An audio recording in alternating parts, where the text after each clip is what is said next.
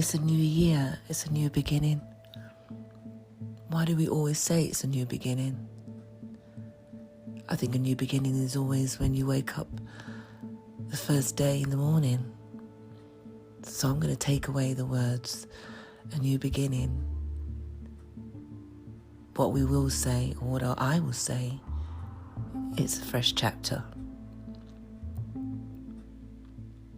Good morning, good afternoon, good evening, good day, welcome, wherever you are around the world, and whatever time you get to listen to this podcast. We're in 2021, and some of us are still filled with intrepidation. Some of us are holding on to fear. Some are putting on big bright smiles. Some are trying to be brave. Some haven't had any energy. Some are lying in their bed waiting for a COVID test results. Some are doing everything to hold on to hope. And some have no hope at all. I have to stand in my truth and be honest and not put on airs and graces. That my levels are so low. And sometimes you have to step away from, it's bad enough that we're cooped up. But you still sometimes have to step away from social interactions that are negative. Some people we've not heard from a long time. And that's because in the beginning of lockdown, we were all vocal. And after a while, you just become tired. But I want to give a big up to everyone that no matter what they're going on with, they still get up and smile. And even when the world isn't smiling with them, they still have to get up and smile. From the doctors, the nurses, the dental surgeries, everyone that has to be in touch with other people because of health reasons. I applaud you. Let's just do that. I applaud you. There are people who have appointments and they're not even going to their doctor's appointments because they're scared. And then you've got those who have no fear whatsoever of what's going on. Big up to those who are having to depend on the government. I know I keep harping on about this in various podcasts. And, I want to be happy. But every time I think that, let me share something and let me talk about, the excitement that I'd like to feel, I get brought back down to earth with a massive bump. Is it because I care too much? Do you think that's what it is? It could well be. I wish I didn't care so much. It weighs a big stone on my head. Because I don't care. It took me years to stop caring what other people thought.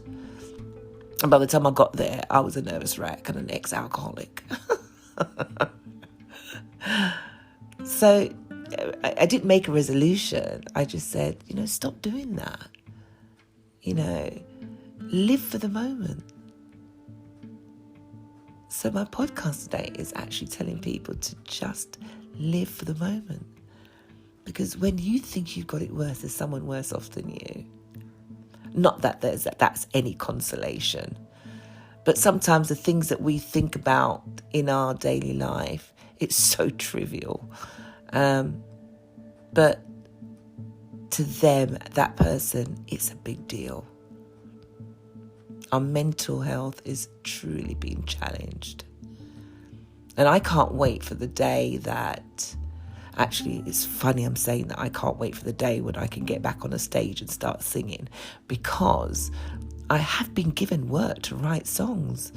And I've just literally thrown myself into building a YouTube podcast show and completely forgotten how to write and sing a song.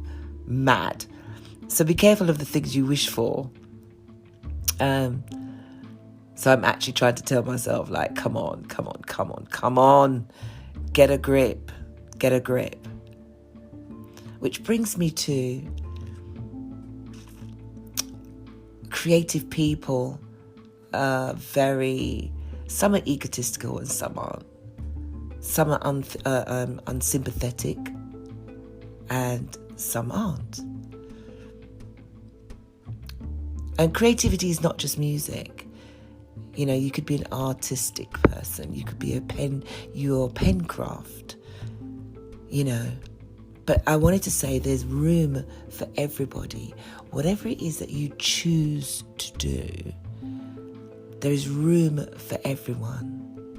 As the song says, if everybody looked the same, we'd be tired of looking at each other. Classic line. So remember this. When you get up and you feel like dog's poo in the morning, there's someone else feeling the same way. Everyone has different coping mechanisms. But if you have a dream it. Let it become a reality. In this day and age, money, believe it or not,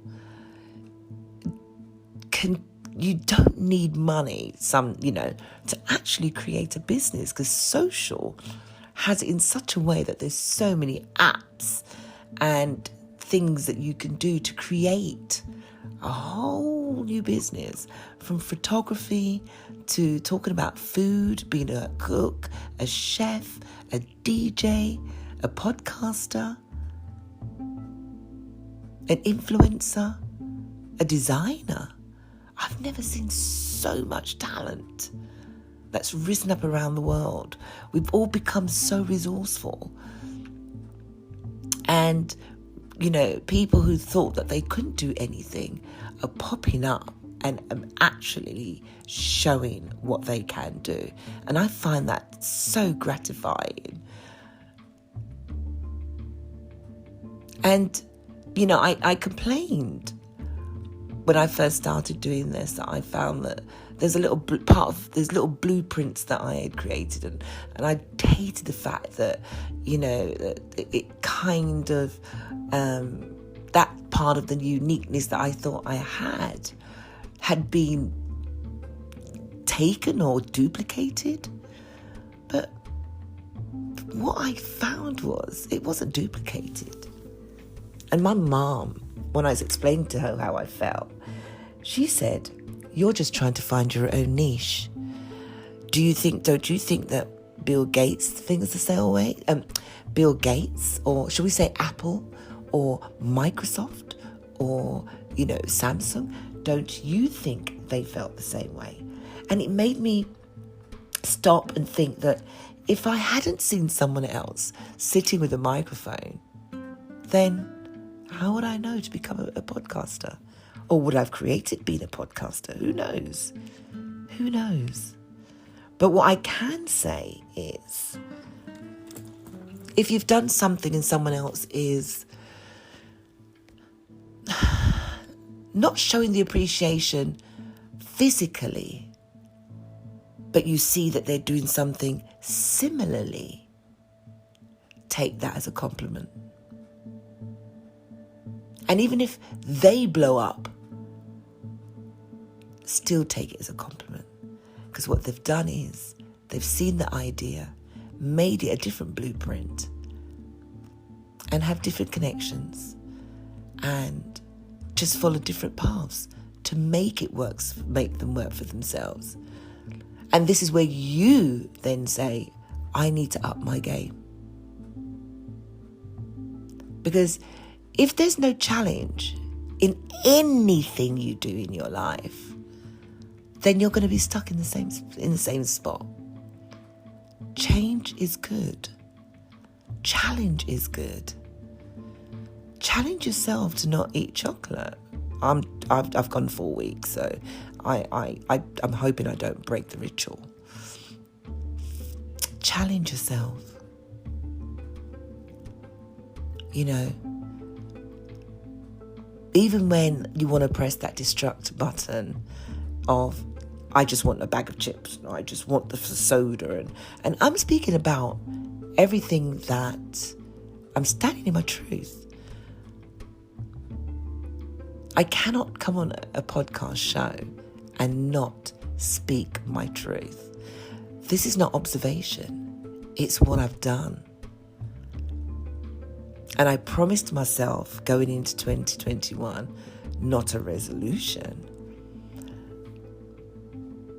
And some of you might be going, that is a resolution. Pipe down. It's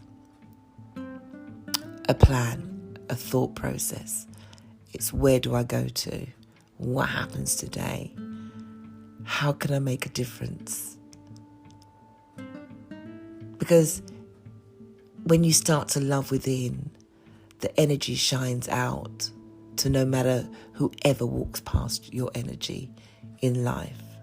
It's hard to do because, hey, you know, with the moon rising and you know, things like that, because I believe in all the, you know, into moon rises. I've witnessed how my mood changes and how I cleanse and clear out to bring meditation and positive energy into my life. That it takes just one thing, and I have a black cloud over my head, and I want to scream, and I want to shout, and I just want to be horrible. And I have to ask myself, what's the trigger? Why? What's the trigger? Why do you feel like that? And then sometimes the old things comes back to visit. Old things come back to visit. And you think to yourself, do I take that on? And when I say old things, I'm talking about old boyfriends and old contacts and people that you just want to park, and you just think, I don't want to be revisiting the past. If it didn't work out in the beginning, why the hell am I going back there? But I find that my fear stops me from being honest with people that are not honest with me. It's like I need to keep them on side. I need to have their friendship, when all I really need is my own friendship. I need to know me. I need to like me. I need to understand me. Because if you don't understand yourself, how in God's name are you going to understand somebody else? Because what happens is uncertainty creeps in. And it creeps in everything you do. Work, the decisions of what you're going to wear around the house, clutter. The brain becomes cluttered. And I spent 3 hours on the phone literally the other day just speaking to a friend and a member of my family, and realised that after 3 hours I was just literally going bleh. But none of it, at the end of it, I'd already thought those things out already. I think I just needed to hear my voice say it. And become brutally honest in who I am. And yes, I have my days where I may go on social media and I feel sad looking at things, or people's actions towards me may trigger me. But I have to say, stop it. And what comes into mind is that song, do it for the love, don't do it for the likes. And you just have to admit to yourself, unfortunately, that's how I am. I can't speak for anybody else. But when I say knowing that someone likes you, I'm talking about even just your partner, your sister, your brother, your mom, your friends. Look around you and you know how people feel about you or think about you. Listen to the things they say to you. Determines how that person thinks about you. Watch when you don't make contact with people or stop making contact, how much you realize, Christmas always lets you know who resonates in your thought process. Now, I don't know about you. What I found very interesting is this. We've stopped writing. We don't put pen to paper anymore. We don't write letters. Even if it's typing it, we don't do that. We now communicate by quotes, image quotes. Am I alone in thinking that? For me, Christmas was so sterile. I mean, really, really sterile. Because there was we were just posting Happy New Year or Christmas just for the sake of it. And people were writing long paragraphs. Those who took the time to write long paragraphs, I found so many of those long paragraphs on someone else's page. So all we're doing is regurgitating the same thought process. There was nothing different. There was no disrespect to anyone that sent me a message. I couldn't take them serious enough because I think we're so tired in our brains that we cannot even say to someone, Happy New Year, or I wish you a Merry Christmas. And it started to get like that before we got to COVID. But now, some people made the effort, because they've got partners, they dressed in the whole pajamas and the matching. I think that was amazing. And it actually made me go, oh shit, do you know what, Val? I think it's time you actually got yourself a boyfriend. Because I want to do that. I want a picture with me and my partner in Santa Claus hats. And I want to wear the Christmassy, tight, fleecy leggings or joggers. I want that. But then I thought, do I? And it just, as I said, and if I feel like that, I know that there are thousands who spent this season alone in their home. Some were comfortable to just be by themselves, and some made the effort to be with friends because you're all in the same bubble. But if you're not in that bubble and friends don't reach out to you, then what? And this whole quarantine then starts to play havoc. So I'm just pinpointing a lot of things that I saw. And even though some of it didn't affect me per se, I know that even if I had that thought process, it was to think of those who actually are thinking it and is overwhelmed by it. It's deep. And one thing I do love is that people are really recognising, mental well-being a lot more. And if anyone ever thought that there was never such a thing, try and know there is. And we just have to keep doing things. Like me, I've stopped being worldly. I've stopped moving around. I've stopped exercise. I've just stopped. And as the weight is now piling on, and as I feel heavier than I've ever been in my whole life, I think I'm something like 85 kilos, which is quite heavy for me. I can feel the resentment keep setting in. I can feel the dying inside of, how did I do this? Why am I doing this? I can't stop. And it's no gadgets. I can't go to a gym. I'm fed up of it. I don't want to go out in the cold to exercise. I don't even want to go on my meditation bench. Because all of a sudden I have just given up and stopped living.